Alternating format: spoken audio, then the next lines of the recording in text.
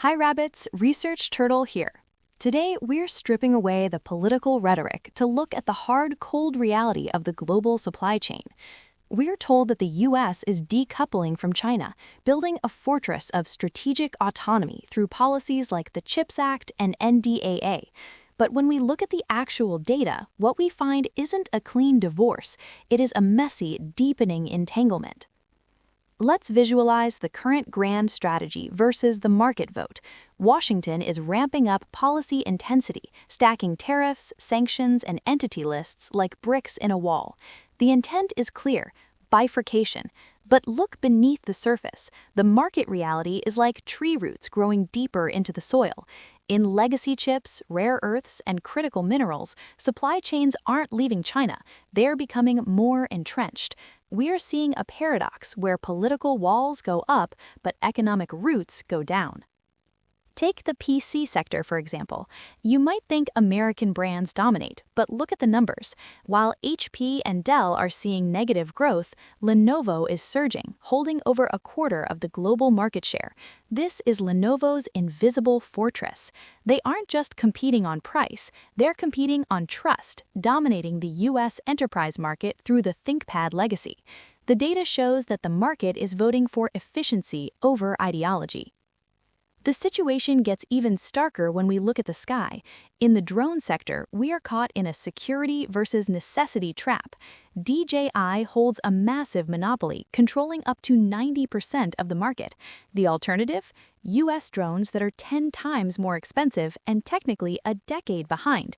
The irony is palpable. Even US-made drones often rely on Chinese motors and batteries.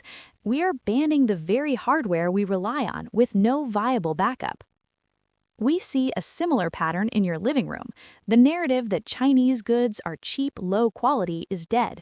In the premium display market, brands like TCL and Hisense are squeezing out giants like Samsung and LG. They're using mini LED innovation to offer flagship performance at mid-range prices. Revenue for these Chinese firms is skyrocketing, proving they're winning on innovation, not just cost. Now let's talk about the elephant in the room. Huawei. Sanctions were supposed to be a death sentence. Instead, we are witnessing the Lazarus Effect. Sanctions didn't kill Huawei, they catalyzed a shadow supply chain. Through a network of unknown entities and proxy companies like PXW and SiCarrier, they are mass-producing 7-nanometer chips. We tried to cut off the head, but the system just grew new limbs.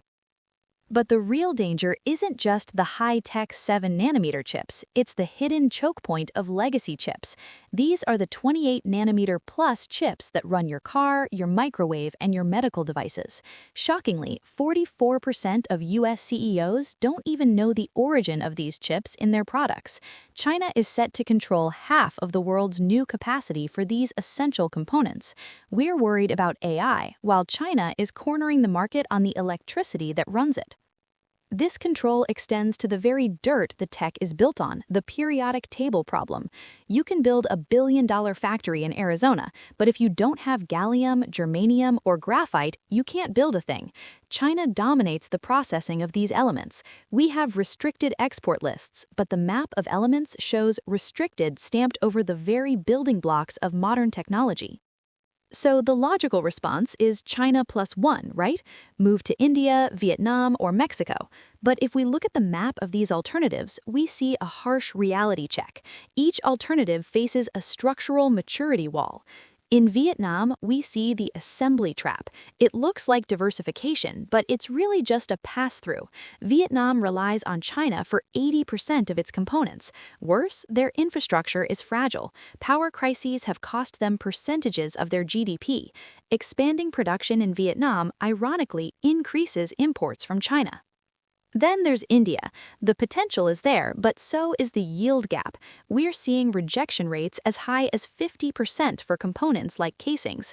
Major fires at facilities like Tata Electronics have halted production. The ambition is massive, but scaling is proving dangerous and slow. What about Mexico? It's close, but proximity brings the nearshoring dilemma. Industrial parks are reporting massive power instability and water shortages. Add to that the security risks from cartels that erase logistics savings, and you realize that close doesn't mean secure. As we look toward the 2025 outlook, the cost of this conflict is becoming clear. It's not the government paying the bill, it's the consumer.